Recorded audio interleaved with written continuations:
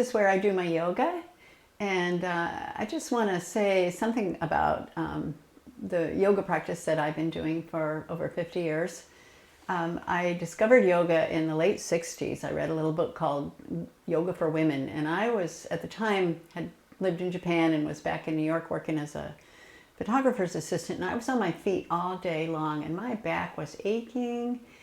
And I remember reading about some of the sort of upside down exercises, or just the basic, or even just lying dead man's pose, And I tried it and it worked. It really, really helped me. And so I was a fan of yoga ever since then. And then Dean and I discovered the book by Swami Satchidananda. He taught Hatha yoga. And here was we used to practice, we were living upstate New York, and we had a garden, and we'd put the book down by our garden, and we'd do the sun salutation, and we'd just follow along. And here was this old man, and he probably was in his 60s at the time. That's 20 years younger than I am. So, but we were impressed. Here's this man, he's doing all sorts of things with his body. And we started going to some classes in New York, in the Village, at the Integral Yoga Center there. And just, every time we took a class, we learned more. I haven't done that many classes in my lifetime. I've mostly done a home practice. But I do find when I take classes, it always pushes me more. But today, everyone has access to yoga classes online, or through their community, or through their school where they go. Our daughters were really lucky because they got to take yoga instead of PE in high school.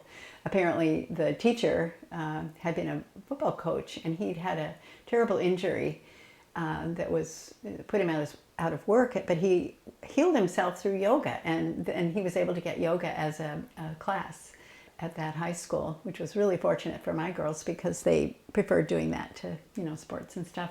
But everyone has their way.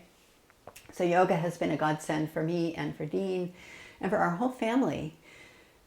In fact, years later, when our girls were just finishing up high school, one of our daughters didn't want to go right to college, so she took the summer off and went to Yogaville in Virginia.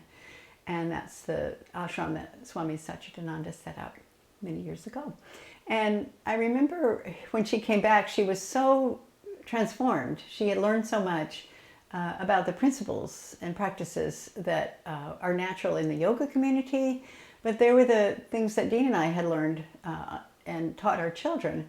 And so she was pleasantly surprised to see that she had kind of grown up learning all those principles, but it really helped her. And then her sister was so inspired, she decided to go to Yogaville and study yoga there.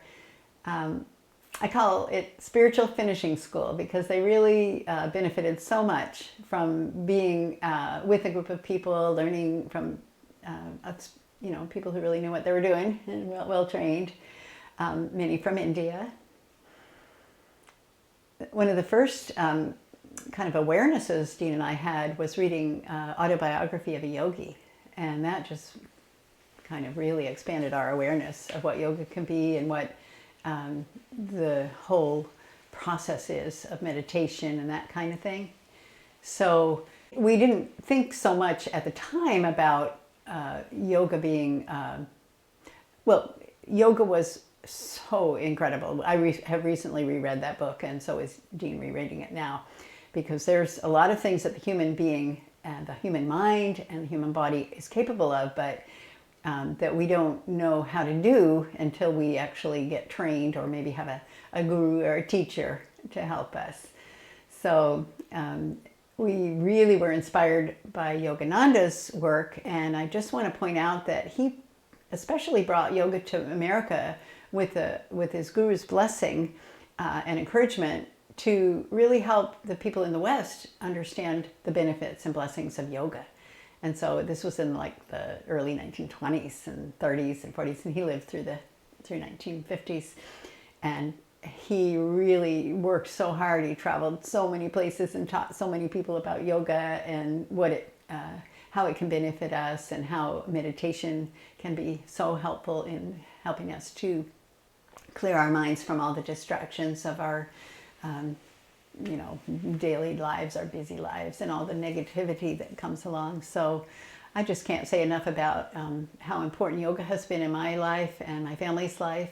Our granddaughter, of course, she ended up, her mom trained her and they did yoga. So we just got like 3 generations of yogis in our family, and we love it, and it helps us. And it's just, I remember I had stopped doing it for a while at one point, and I got back into it, and I was just tearing around the house and cleaning. My arms were hurting. I was working so hard cleaning and taking care of my house because I had so much energy.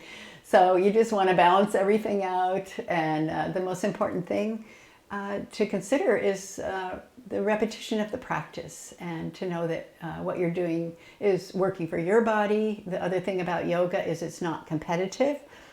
You're not trying to be better than anybody else. You're only trying to be better than yourself that you were the day before. So you just want to keep improving and be able to use this gift that has been developed for thousands of years in India and now has been really taken over in the whole world.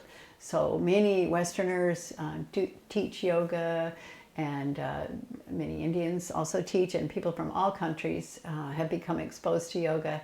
And it's just, like I say, it's been one of the most important things for our health and our peace of mind.